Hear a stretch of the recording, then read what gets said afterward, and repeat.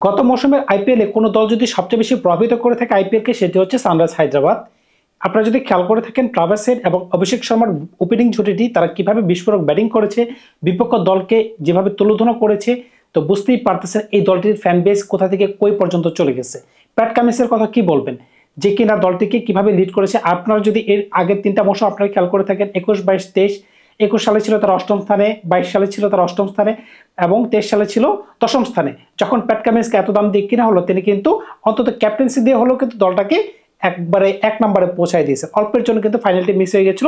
যদি Mitchell Starc ফাইনালে কলকাতার হয়ে ভালো বোলিং না করতে পারতেন তাহলে কিন্তু তারা আরেকটা কাপ নিতে পারতো। আপনাদের মনে আছে কি ডেভিড ওয়ার্নারের কথা? 2016 সালে কিন্তু ডেভিড ওয়ার্নারের হাত ধরে কিন্তু তারা সর্বপ্রথম কাপ নিচ্ছিল। ডেভিড ওয়ার্নার তৎকালীন ফর্ম সম্পর্কে আপনারা জানতেন? উনি যে কোন ধরনের ব্যাটিং করে গেছেন সানরাইজার্স হায়দ্রাবাদের হয়ে, তিনি কিন্তু এখন তামিল মুভিতে অভিনয় করার জন্য প্রস্তুত হয়ে আছেন। আরেকটি কথা যদি আপনাদের বলি, তিনি কিন্তু টানা 3বার কিন্তু অরেঞ্জ ক্যাপ হোল্ডার, 2016, 2017, মেবি 2019।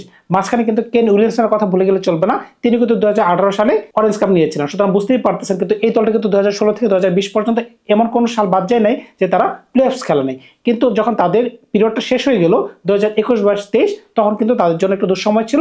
কিন্তু প্যাট কামিন্সের হাত ধরে এবং অভিষেক শর্মা এবং ট্রাভিস হেডের হাত ধরে কিন্তু তারা কিন্তু আবার পুনরুজ্জীবিত হয়ে উঠলো। দেখেন গতবারের পারফরমেন্সটা কিরকম, তারা যেন পাওয়ার প্লেতে ব্যাটিং এর সংখ্যাটিকে বদলে দিয়েছে এবং আইপিএল এর যে ইম্প্যাক্ট সাবের যে ভূমিকাটা, এটাকে যে কেন্দ্র করে যেভাবে বিস্ফোরক ব্যাটিং করা যায়, এটাকে যেন সানরাইজ হায়দ্রাবাদকে না দেখতে যেন বোঝাই যাবে না। গত মৌসুমে ট্রাভিস হেড এবং অভিষেক শর্মা 1000+ রান করেছেন, যেখানে পাওয়ার প্লেতেই তারা রান করেছেন প্রায় 600-র কাছাকাছি। এবং আরেকটা স্ট্যাট যদি আপনাদেরকে দেই, তার দুজন যখন একত্রে ব্যাটিং করেছেন এমন কোনো ওভার যায় নাই, যদি অ্যাভারেজ করেন প্রায় 14 রানের কাছাকাছি তারা নিয়েছে। সুতরাং বুঝতেই পারতেছেন একটা পার্টনারশিপ যদি প্রত্যেক ওভারে 14 রান করে নেয় তাহলে বিপক্ষ দলের কোন ধরনের অবস্থা হতে পারে। সানরাইজ হায়দ্রাবাদ যে 2016 থেকে 2020 পর্যন্ত খুব ভালো খেলেছিল, এটার পেছনে কিন্তু ভুবনেশ্বর কুমারের অবদান ছিল। তিনি কিন্তু বল হাতে কিন্তু একটা প্রান্ত আগলে রেখেছিলেন, অন্যদিকে ডেভিড ওয়ার্নার ব্যাট হাতে। কারণ কি আপনারা যদি খেয়াল করে থাকেন, তিনি 2016 এবং 2018-তে তিনি পার্পল কাপ অর্জন করেছিলেন। হায়দ্রাবাদের পূর্ব নাম আপনাদের জানা আছে কি? ডেকেন চার্জার।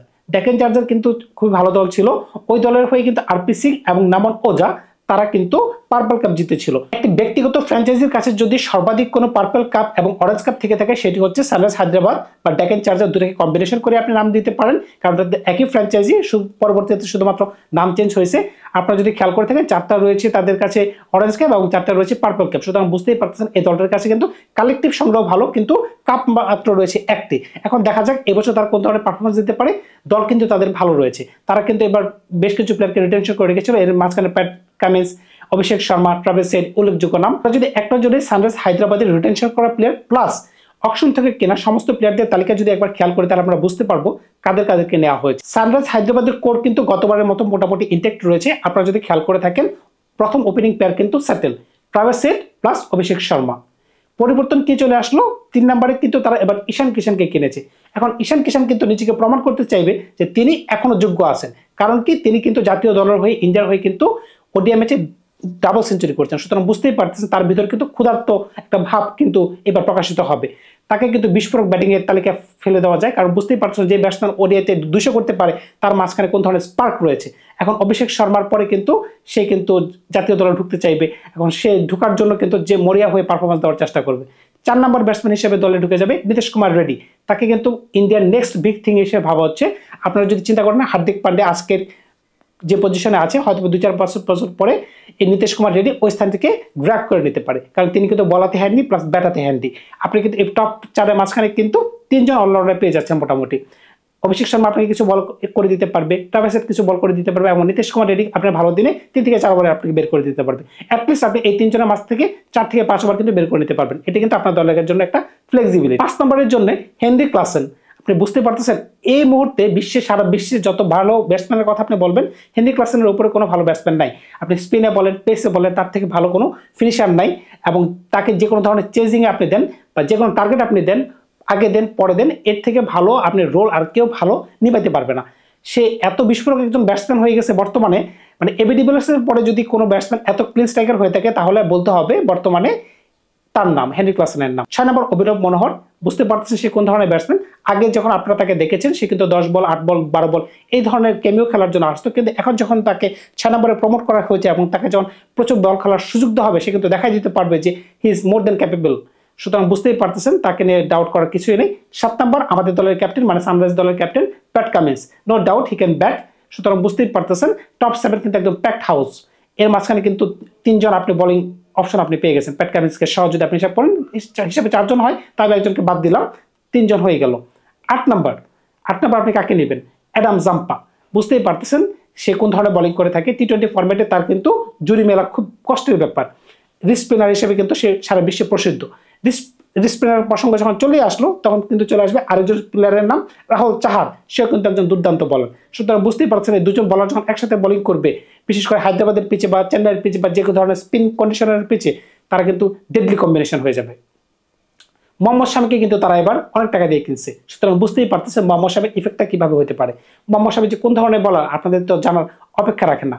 আপনাদের মনে পড়ে তো গুজরাট টাইটান্সের হয়ে তিনি পাওয়ার প্লেতে কোন ধরনের বোলিং করেছেন, সম্ভবত তিনি 22 উইকেট নিয়েছেন পাওয়ার প্লেতে। সুতরাং বুঝতেই পারতেছেন তার কন্ট্রিবিউশনটা এবার কোন ধরনের হতে পারে। এবার চ্যাম্পিয়ন্স ট্রফির পারফরমেন্স দেখেন, 2023 সালে ওয়ার্ল্ড কাপের পারফরমেন্স দেখেন, সে কিন্তু একদম টপে রয়েছে। সুতরাং বুঝতেই পারতেছেন তার প্রতি কিন্তু এবার সানরাইজ হায়দ্রাবাদ একটু বাড়তি এক্সপেকটেশন রাখবে। এখন হার্ষেব প্যাটেলকে কিন্তু তারা অনেক দাম দিয়ে কিনছে। এখন হার্ষেব প্যাটেল এমন একজন বলার, সে কিন্তু খুবই চতুর একজন বলার। সে কিন্তু অ্যাডাপ্ট করতে পারে, কন্ডিশন বুঝতে পারে, কন্ডিশন রিড করতে পারে। সুতরাং বুঝতেই পারতেছেন তাকে নিয়ে কিন্তু চিন্তার কিছুই নেই, সে কিন্তু গ্র্যাব করে নিতে পারবে নিজের জায়গাটুকু। এখন কোনো ম্যাচে যদি আপনি হার্ষেব প্যাটেলকে খেলাতে না চান, তার বিকল্প কিন্তু রয়েছে জয়দেব উনাদকাত, সেও কিন্তু একজন দুর্দান্ত বলার, বামাতি বলার। সুতরাং বুঝতেই পারতেছেন সানরাইজ হায়দ্রাবাদের কাছে কিন্তু বিকল্প রয়েছে। এক নজরে যদি আমি প্লেইং এলিভেনটি আপনাদেরকে আবার বলে দিই, তাহলে আপনারা বুঝতে পারবেন সানরাইজ হায়দ্রাবাদের দলে আমি কোন এলিভেনকে চুজ করেছি। 1 নম্বর ট্রাভিস হেড, 2 নম্বর অভিষেক শর্মা, 3 নম্বর উইকেট কিপার ড্যাশিং ব্যাটসম্যান ঈশান কিষান, 4 নম্বর নীতিশ কুমার রেড্ডি, 5 নম্বর হেনরিক ক্লাসেন, 6 নম্বর ড্যাশিং ব্যাটসম্যান অভিনব মনোহর, 7 নম্বর প্যাট কামিন্স, 8 নম্বর অ্যাডাম জাম্পা, 9 নম্বর রিস্ট স্পিনার আরেকজন রাহুল চাহার, 10 নম্বর হার্ষেব প্যাটেল এবং 11 নম্বর মোহাম্মদ শামি। এখন এইবারের টুর্নামেন্টে একটু চিন্তার বিষয় যদি থাকে, চিন্তার বিষয়টি হচ্ছে মোহাম্মদ শামি তো পাওয়ার প্লেতে দুর্দান্ত বোলিং করবে, কিন্তু পাওয়ার প্লেতে কে বোলিং করবে? হার্ষেব প্যাটেল আমরা জানি ডেতে ভালো বোলিং করে থাকেন বা মিডল ফেজে ভালো বোলিং করে থাকেন, কিন্তু পাওয়ার প্লেতে যে মোহাম্মদ শামিকে যে সঙ্গ দিবে এটা চিন্তার বিষয় হতে পারে। আরেকটি চিন্তার বিষয় হতে পারে, আপনি যদি টপ 5 খেয়াল করে থাকেন খুবই পাওয়ারফুল, যদি কোনো কারণে তাদের 5টা উইকেট খুব দ্রুত পড়ে যায় কোনো ম্যাচে, তখন কিন্তু সানরাইজ হায়দ্রাবাদ একটু বিপদে পড়ে যাবে। কিন্তু ওই আগেও যদি মনে করেন যে 5 উইকেট পড়তে পড়তে যদি তারা 200 রান করে ফেলে, তখন তার বিপদের কোনো সম্ভাবনা নাই। সুতরাং বুঝতেই পারতেছেন এই ব্যাটিং অর্ডারটা কতটুকু বিধ্বংসী। তাদের কিন্তু কিছু ব্যাকআপ প্লেয়ার রয়েছে, চলুন তাদের নামগুলো একটু জেনে আসি। Mulder South Africa, Kamindu Mendis Sri Lanka, Sachin Baby India. সুতরাং বুঝতেই পারতেছেন তারা কিন্তু এখন ওয়েটিং লিস্টে থাকতে হবে, তারা কোনোভাবেই দলে ঢুকতে পারবে না। আমি আশাবাদী আমার প্লেইং 11-এর সাথে সানরাইজ হায়দ্রাবাদের প্রথম প্লেইং 11 প্রায় 90% মিলে যাবে। তারপরও আমি বলতে পারতেছি না এতটা গ্যারান্টি নিয়ে, দেখা যাক কি হয়, তারা কোন ধরনের পারফরমেন্স দিতে পারে। তবে আমার মনের দিক থেকে তারা খুবই কাছের একটা টিম, কারণ হচ্ছে আমি কেন উইলিয়ামসকে খুব ভালোবাসি, ডেভিড ওয়ার্নারকে খুব ভালোবাসি, ভুবনেশ্বরকে খুব ভালোবাসি, কারণ তাদের ক্রিকেট খেলাকে আমি ভালোবাসি। সুতরাং বুঝতেই পারতেছেন অ্যাজ এ ফ্যান আমি তাদের প্রতি লয়াল। আমি আশা করবো যেন তারা খুব ভালো পারফরমেন্স দিতে পারে, দেখা যাক তারা কোন ধরনের পারফরমেন্স দিতে পারে। তো best wishes to sunrise Hyderabad. ধন্যবাদ সবাইকে, ভালো থাকবেন আপনারা। দেখাবো অন্য কোনো গল্প নিয়ে নতুন কোনো ভিডিওতে।